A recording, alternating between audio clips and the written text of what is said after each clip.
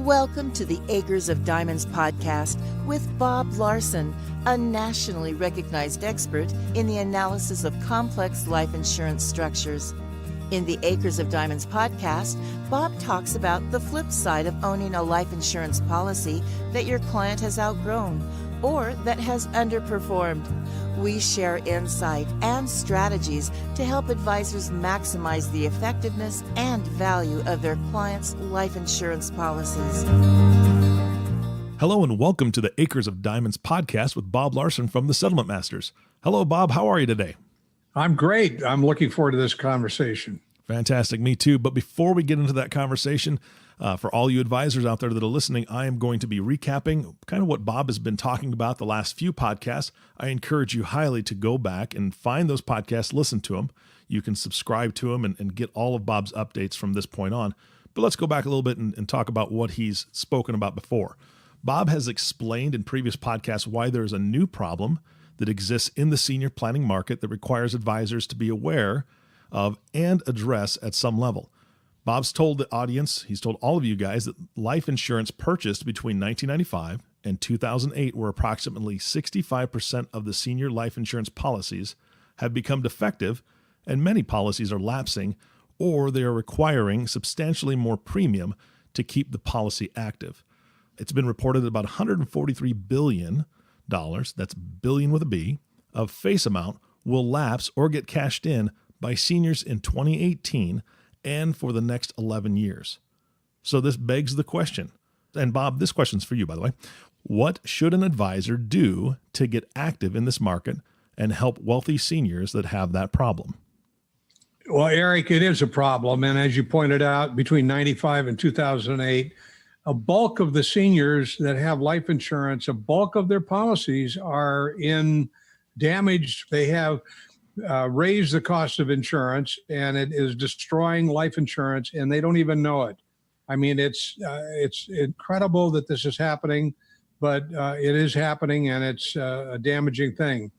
Advisors need to be aware of this. They need to jack it up to make it a priority, because it's a priority to talk to the people that they work with and the people that have parents and grandparents that are in that category, and ask them if they have life insurance.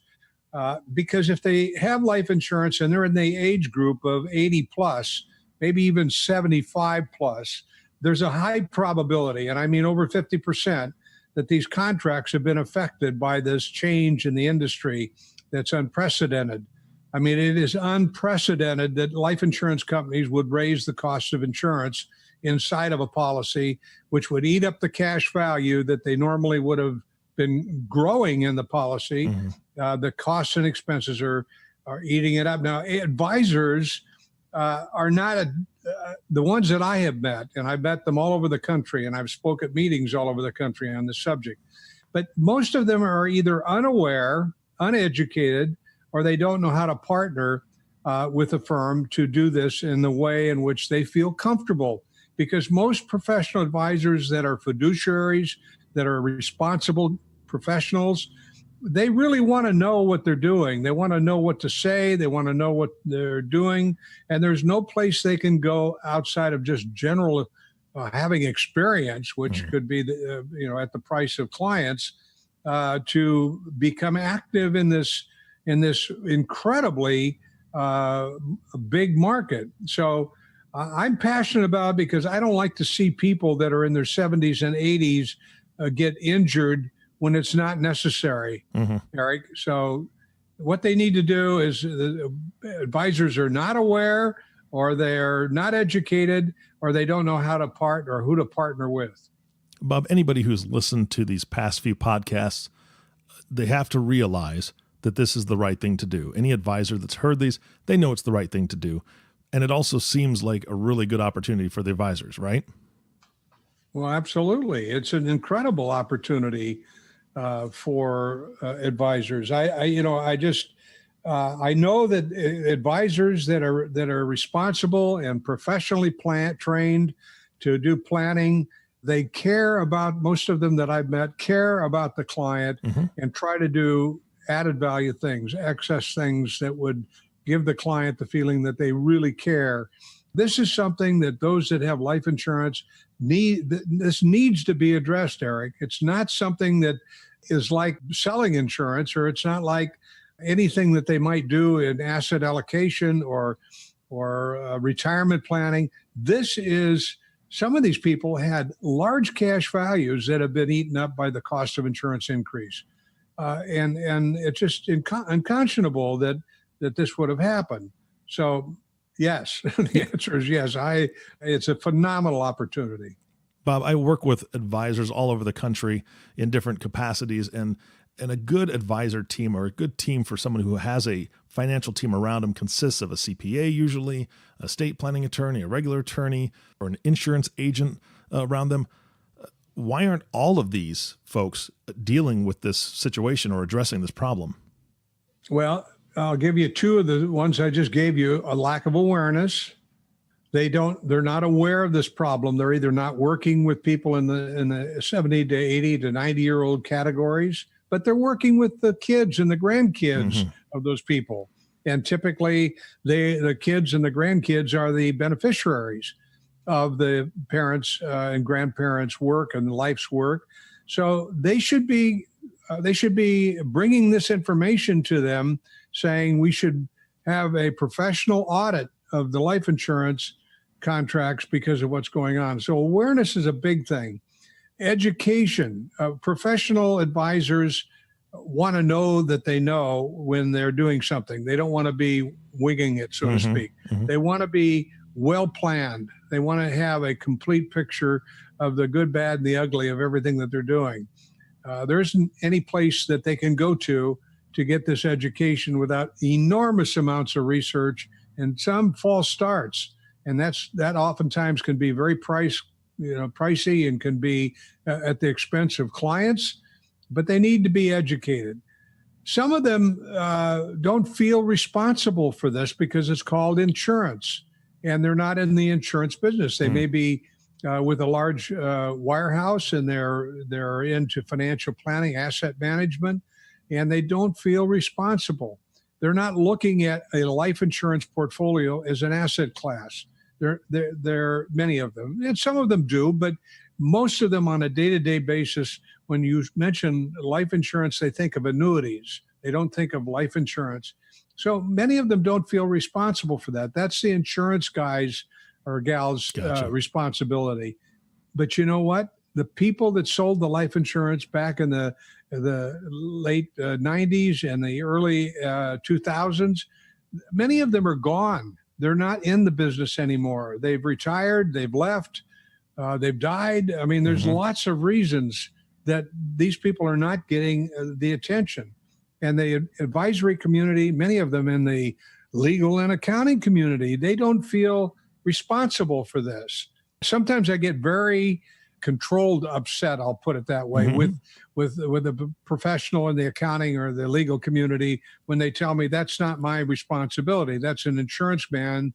He's or she's the person that should be taking care of this. And I say, well, are you a fiduciary or a trustee for any irrevocable life insurance trusts? And he says, well, some of them say, well, yes, I am. I said, well, your responsibility as a trustee is to make sure that the asset, life insurance asset that's in this trust is safe. Absolutely. And because so many of them are not, 65% of those seniors that have life insurance have been affected by this, and they don't know it. They're underpaying because of the cost increase. And for them to catch up and keep the policy alive, it may sometimes cost 3 to 5 times more than they've been used to paying to the insurance company. So many of them don't feel responsible. I get in there and I tell them, please, for the sake of the client, ask them to take the time to meet with a company that you believe in, that you feel comfortable with, to have the contract audited, and so that you know that it's safe. Or they don't know how to bring the subject up. Yeah. A lot of times the word insurance scares the excuse the expression, the hell out of people, because they're afraid they're going to sound like they're trying to sell something That's not the issue. They're trying to protect an asset value, an asset quality. Life insurance is an asset class, and it needs to be protected. Or they may have a misunderstanding of settlements. Back in the 2000s, there was something called STOLI, where people were selling life insurance to sell the contracts into the settlement market. It was the wrong thing to do, and many of them have a tainted misunderstanding of the settlement business. They don't know a professional that does a highly compliant process, so the misunderstanding keeps them from talking about it.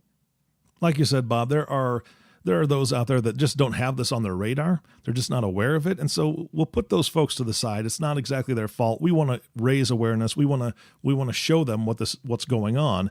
But for those advisors that do know about this situation and do know what's going on in this market, why aren't they seeking out that outside help to address the market? Now, Eric, it's really the four-letter word that I just can't, I don't accept. I mean, with myself and others, fear is a very unprofitable, it's not a good thing to do and to have and to feel. And we've all felt fear. Mm-hmm. But most of the advisors they have a fear of who to talk to. They don't know how to bring the subject up. They have a fear of being misrepresented when they go out. If they go out to the broker world, they fear that the broker takes control or the broker may do something. They don't have a comfort level. They have a fear of losing the client to someone else if they bring somebody else in to help them to partner with, because every advisor needs to have a licensed, qualified broker to enter into the funding marketplace, and they have a fear of losing the client to someone else. Mm-hmm. Or they've had bad information given to them about the insurance industry settlements.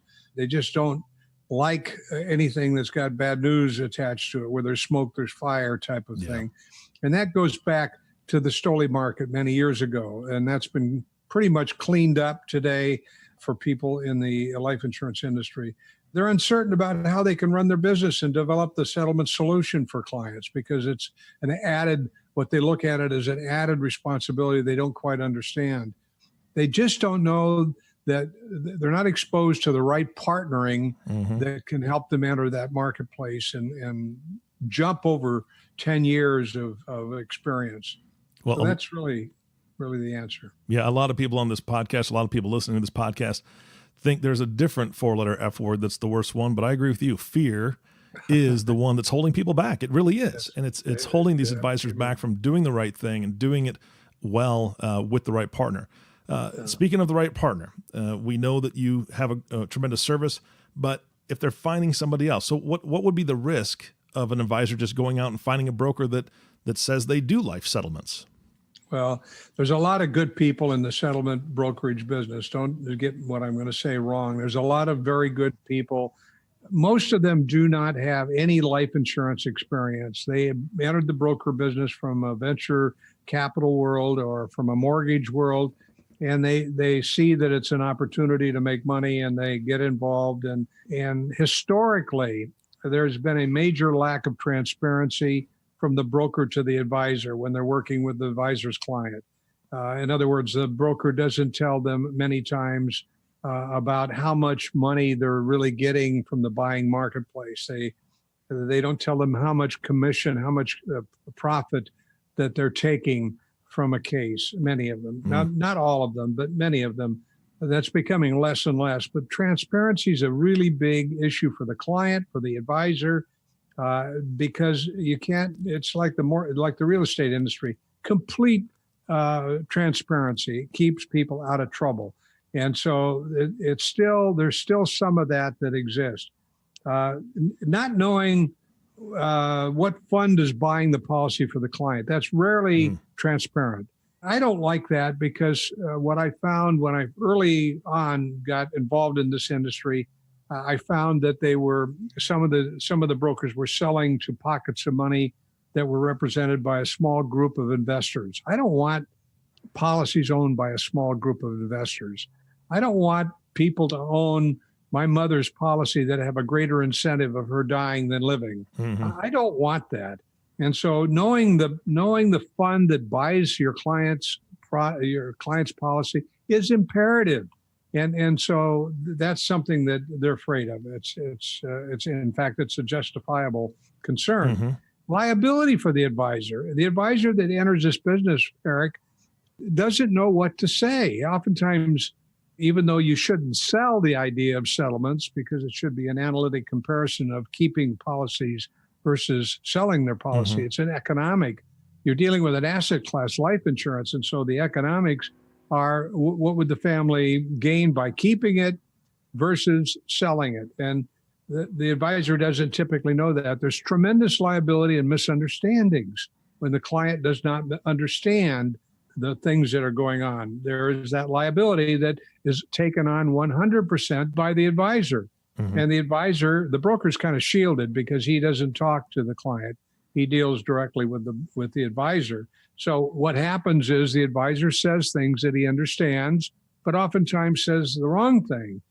A lack of reporting from the broker. The broker will take the case on in most cases, and it may take months. And the advisor doesn't really know what's going on unless he calls and asks. Training is a big issue. There is no training in the industry, with one exception, and I'll tell you about that. But there is no training in the industry to train high-end advisors how advanced compliant settlements work. And so they enter the business. They hear there's a lot of money in it. They go sell the idea to a client on selling their policy. Well, you don't want to do that, because if the client dies and people that were the beneficiaries of that policy find out that it was sold, they can accuse the advisor of coercing their mom or dad into selling it, and they didn't let them know all the things they could do to keep that policy. So there's a lot of liability, a lot of minefields that the advisor can get involved in by just jumping in and working with a broker. Some of the brokers are great. I know many of them. I was in Washington, D.C. here recently and had dinner with one of the primary brokers, and they're good people. They're nice people. They just don't have life insurance experience outside of settlements. And their experience is sell the policy. That's their experience. And that's not always the right thing for the client. Bob, as you're going through these risks and concerns, I mean, again, it kind of harkens back to the fear that you were talking about earlier, and it kind of reminds me of the black market, right? When you're going shopping, it's a very scary place, and it's unknown, and this kind of situation kind of sounds like this could be like a dark market if advisors don't know what they're doing, where an advisor could definitely get into some trouble. So that kind of puts them in a position where they don't want to do it or don't want to investigate, and a senior client really loses because of those issues. What is a good solution for the advisors out there listening to this? Well, the advisors that can step beyond their fear or their feeling that they have nobody to talk to, and they really want to add this on because they feel a fiduciary responsibility to clients that have a life insurance portfolio. The first thing I would do, and most people, millennials certainly do this, but I would Google settlements to find a reputable firm that's well known by the financial advisory community, the legal community, the accounting community, and knowing that they're known by this body of financial professionals will give you a sense that these people, the broker, is a reputable, client-caring kind of broker. Whether or not they do the kind of things to minimize liability, that's another issue. But a good broker will be transparent. A good broker will communicate. A good broker will do everything to sell the contract, but they won't do anything to keep you from being highly liable in a transaction. They don't do that. But Google settlements to find settlement brokers and talk to some of them, interview several of them. Find one that you like, that you connect with. The advisor that is right for you is someone that is client first, and most of them aren't. Frankly, they are money first. You know, they want to sell the contract. Well, selling that contract is a solution. It's not the cure-all. It may be the wrong thing to do. So you don't want an advisor that's just pushing people that are having a little blip in their life insurance portfolio to sell it. You should sell it. You can get a lot of money for it. That's not what you do as a professional in this world. So those are my thoughts. Bob, you've got a ton of experience. You and I have spoken many, many times. And I know you've been in the life insurance business for over 50 years at many different levels, corporately and in the field for over 30. What have you done to resolve these issues that we've discussed here and that you've kind of brought to light to solve the problem for you and your firm? Because I know you've had to go through this stuff. Yes, Eric. This really started about 4 years before I officially kind of entered the business. I'll just give you quickly an excerpt of this. I was observing what was going on. I heard a lot about it. Once in a while, I'd hear somebody say, gee, I just sold this policy and I got $900,000 for the client, or I got $900,000 for the policy, and I made $450,000. And I thought, are you kidding me? You took 50% of the sale price and you didn't tell the client? You know, there was a lot of that stuff going on back then. And I just, oh my God, that really, really made me feel like it was not someplace I wanted to be. But over the years, I, gathered information from time to time. I had a very robust practice and issuing life insurance.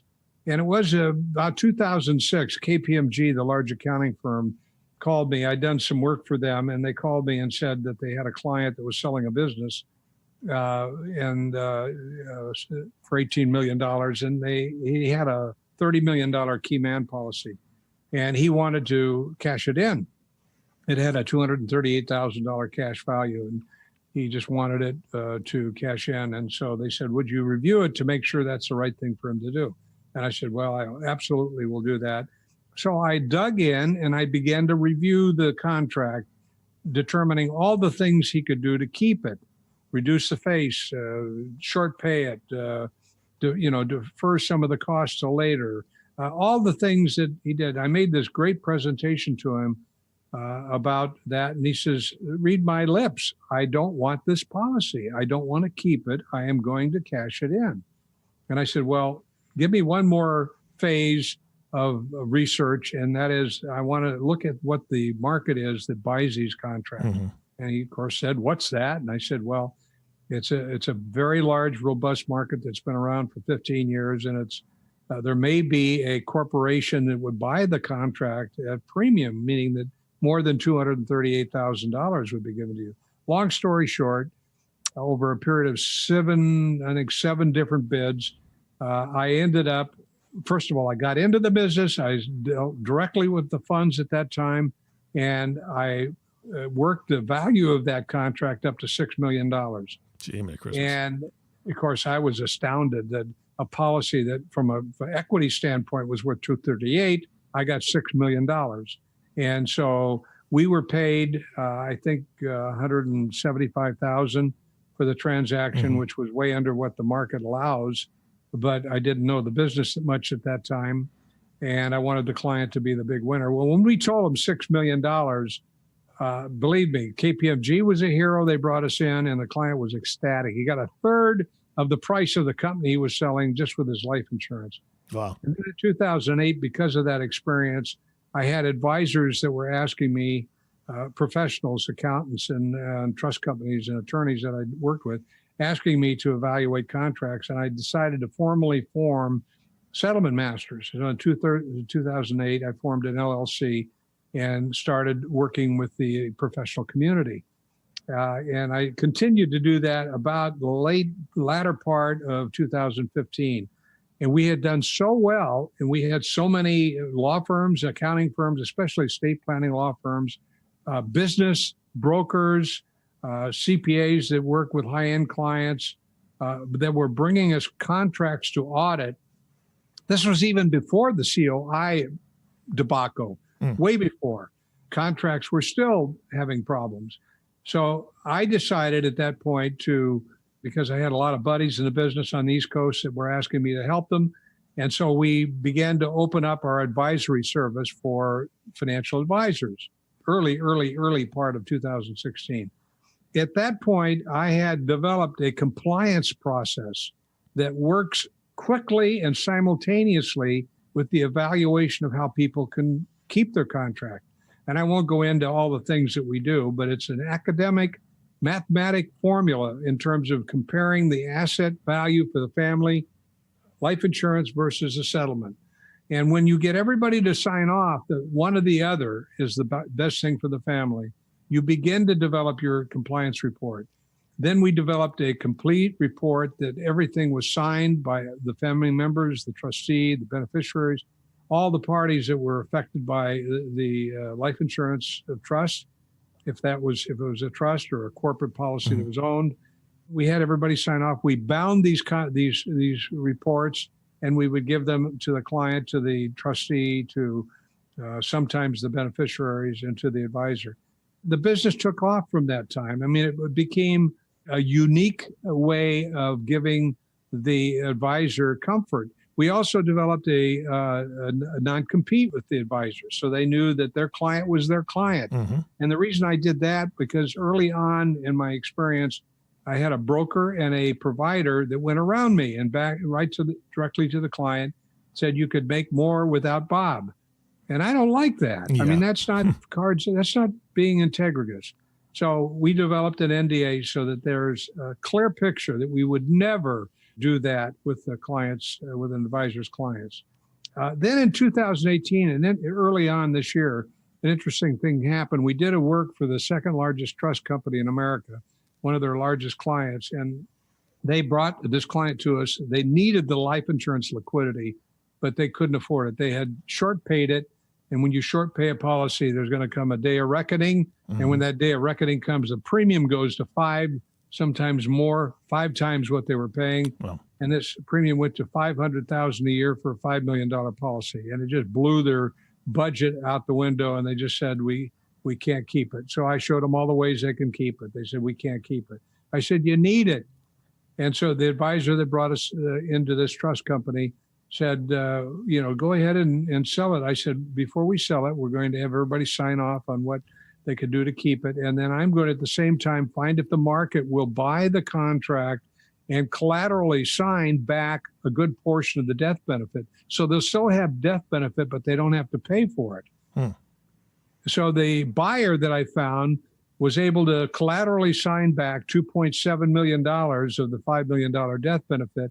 They didn't have to pay a penny for. Wow. And they were very happy. Well, the guy dies, and he dies in about 8 months.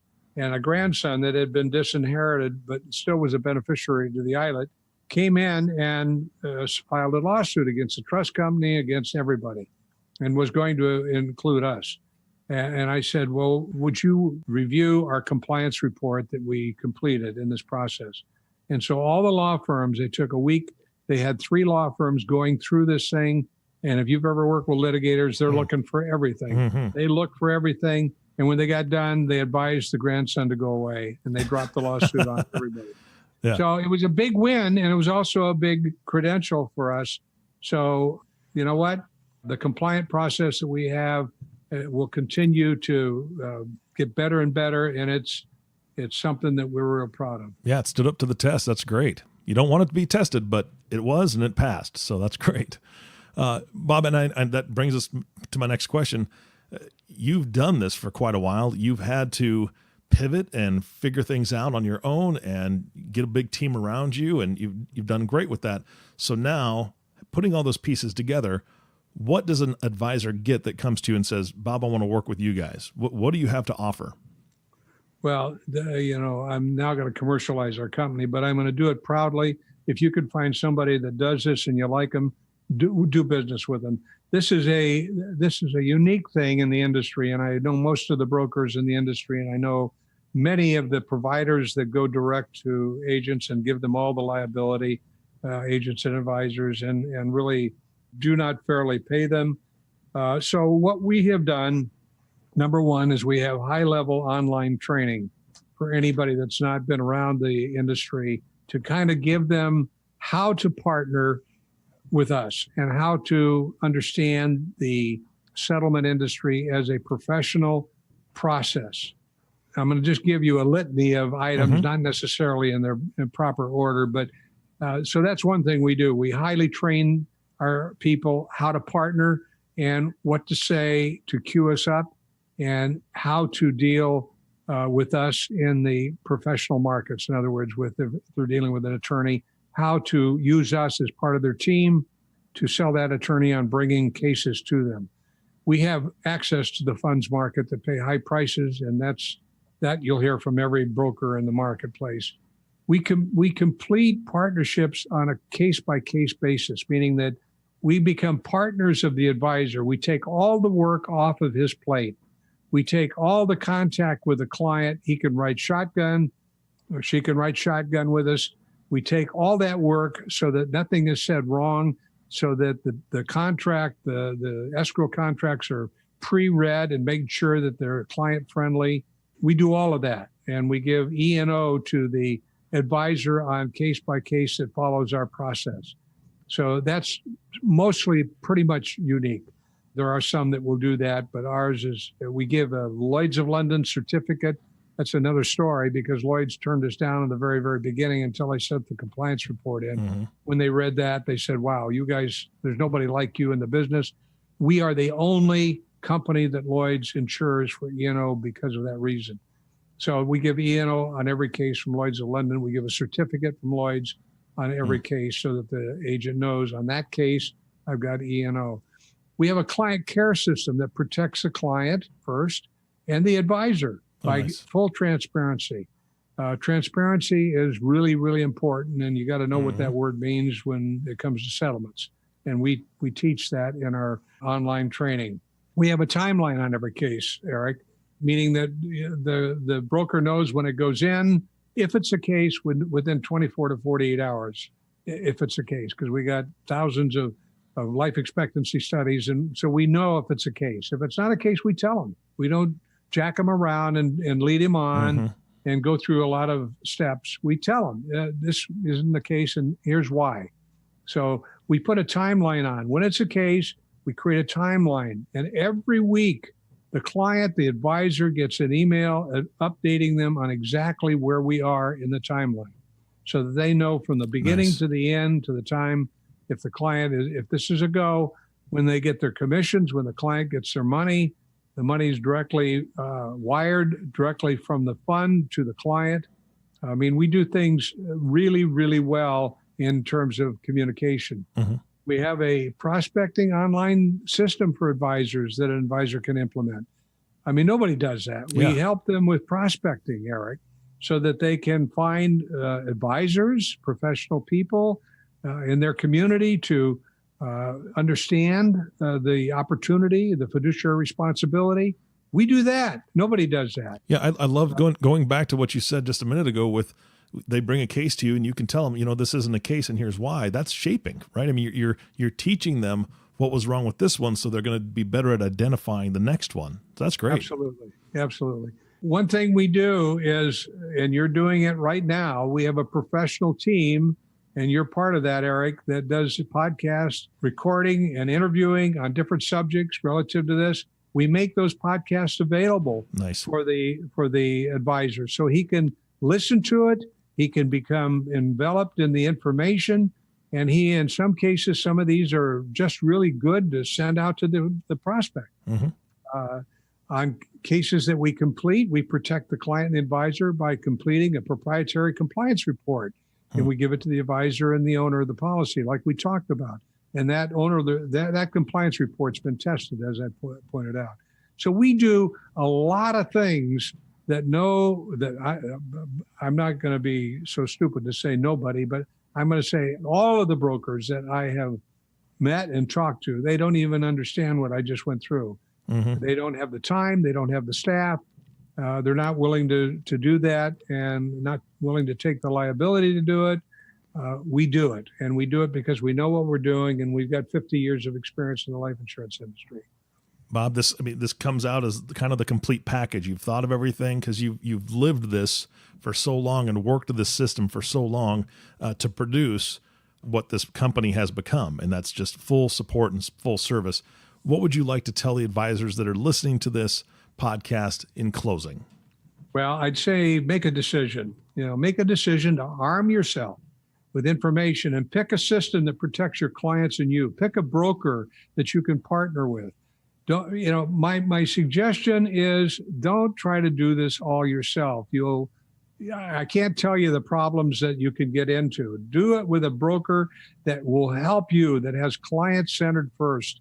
That's the first thing. And then don't put it off. This industry is moving really rapidly right now, and largely due to the COI cost increase that's killing these policies. Somebody's going to be talking to your client if you don't. I mean, it's really easy to partner with the right firm, get involved. They'll show you how to set up the business, how to ramp it up, how to queue them up. And we do all of that, and we'd be happy to talk to you about that. Our number is 877-927-7243. Get a pencil, because I'm going to give this to you one more time, only once. I know a lot of times on the phone they give it to you 19 times. I'm going to give it to you once. Get a pencil. Here we go. 877-927-7243. Don't put it off. The poem I always leave with, because it's so important to me. When I was young and new in the business, my mentor told me, on the plains of hesitation, Bob, bleak the bones of countless millions, that on the dawn of victory, they sat there and there they died. They did nothing and they died. They didn't get started. Clients started getting eaten up by other people, and that was a shame. Call us, 877-927-7243. Thank you, Eric. You're welcome, Bob. And every advisor out there, if you have to re-listen to this podcast, re-listen to it. Write that list down of the things that Bob and his team provide. Take that, compare that to any other company that you find on Google, like Bob told you. If you find a better company, go with it. My guess is you're going to be coming right back to Settlement Masters and giving Bob and his team a call. So please do that. But more than that, thank you for listening to today's Acre of Diamonds podcast with Bob Larsen. If you haven't subscribed to the podcast yet, please click the subscribe now button below. This way, when Bob comes out with a new podcast, it'll show up directly on your listening device. This will make it much easier to share these with your friends, family, colleagues, and your clients if you want to. Thanks again for listening. For everyone at the Settlement Masters, this is Eric Johnson reminding you to live your best day every day. And we'll see you next time. Thank you for listening to the Acres of Diamonds podcast. Click the subscribe button below to be notified when new episodes become available. The content has been made available for informational and educational purposes only. The content is not intended to be a substitute for professional investing advice. Always seek the advice of your financial advisor or other qualified financial service provider with any questions you may have regarding your investment planning.